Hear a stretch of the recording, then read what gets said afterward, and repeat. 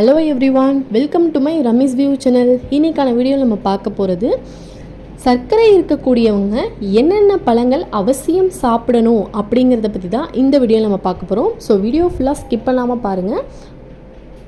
நம்மளுடைய அன்றாட வாழ்க்கையில் நம்ம பழங்கள் சாப்பிட்றது அப்படிங்கிறது ரொம்பவே அவசியமான ஒன்று. ஏன்னா பழங்களில் தான் நமக்கு தேவையான விட்டமின்ஸ், மினரல்ஸ், நார்ச்சத்துக்கள் இந்த மாதிரியான நமக்கு நிறைய சத்துக்கள் கிடைக்குது.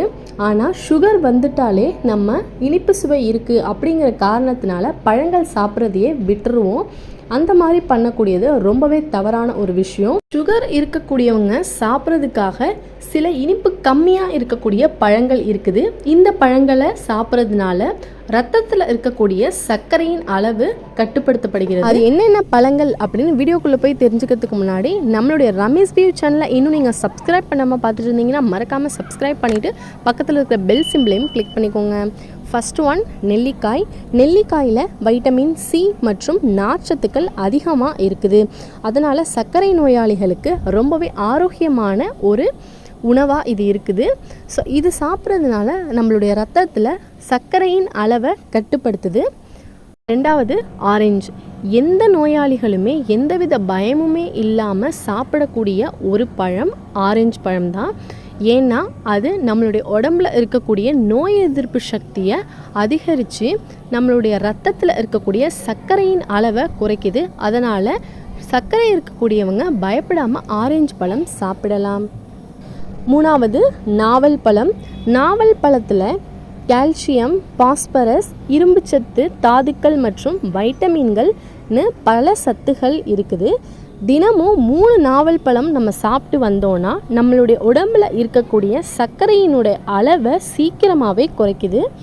நான்காவது கொய்யாப்பழம். அதிக சத்துகள் நிறைந்த பழத்திலேயே ரொம்பவே முக்கியமான ஒன்றுனா அது கொய்யாப்பழம் தான்.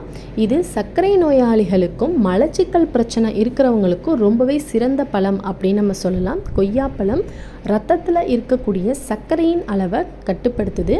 ஆனால் தோல் வியாதி, ஆஸ்துமா இந்த மாதிரி பிரச்சனை இருக்கக்கூடியவங்க கொய்யாப்பழத்தை சாப்பிட்றத தவிர்க்கிறது ரொம்பவே நல்லது. ஐந்தாவது திராட்சை பழம். சுகர் இருக்கக்கூடியவங்க திராட்சை பழத்தை சாப்பிட்றதுனால அவங்களுடைய ரத்தத்தில் இருக்கக்கூடிய சர்க்கரையின் அளவு கட்டுப்படுத்தப்படுது. அது மட்டும் இல்லாமல் அவங்க உடம்பில் இன்சுலின் சுரக்கிறது அதிகப்படுத்தப்படுது. ஸோ திராட்சை பழத்தை தாராளமாக சுகர் இருக்கக்கூடியவங்க சாப்பிடலாம். அடுத்து பப்பாளி பழம். பப்பாளி பழத்தில் பல ஆரோக்கியமான ஊட்டச்சத்துக்கள் அதிகமாகவே இருக்குது. இதில் சர்க்கரையின் அளவு ரொம்பவே கம்மி தான். சர்க்கரை நோயாளிகளுக்கு ஒரு சிறந்த பழம் அப்படின்னா அது பப்பாளி பழம். அடுத்து மாதுளை பழம். மாதுளை பழம் நம்ம சாப்பிட்றதுனால நம்ம உடம்புல ரத்த ஓட்டம் சீராகி நம்ம ரத்தத்தில் இருக்கக்கூடிய ஆக்சிஜன் அளவை இன்க்ரீஸ் பண்ணி நம்மளுக்கு சர்க்கரை நோய் வராமல் இந்த மாதுளம் பழம் நமக்கு உதவி செய்யுது. அடுத்து ஆப்பிள். ஆப்பிள் கொலஸ்ட்ரால், செரிமானம் மற்றும் நோய் எதிர்ப்பு சக்தி இந்த மாதிரி பிரச்சனை இருக்கிறவங்களுக்கு ஒரு சிறந்த பழம்னா அது ஆப்பிள் தான். இது நம்மளுடைய ரத்தத்தில் இருக்கக்கூடிய சர்க்கரையினுடைய அளவை கட்டுப்பாட்டுக்குள்ளே வைக்க உதவி செய்யுது. ஸோ இந்த 8 பழங்களையும் சர்க்கரை இருக்கக்கூடியவங்க மறக்காமல் தொடர்ந்து சாப்பிட்டு வாங்க. இது உங்கள் ரத்தத்தில் இருக்கக்கூடிய சர்க்கரையின் அளவை கட்டுப்படுத்தி உங்களை ஆரோக்கியமான உடல்நலத்தோடு வாழ வைக்கும்.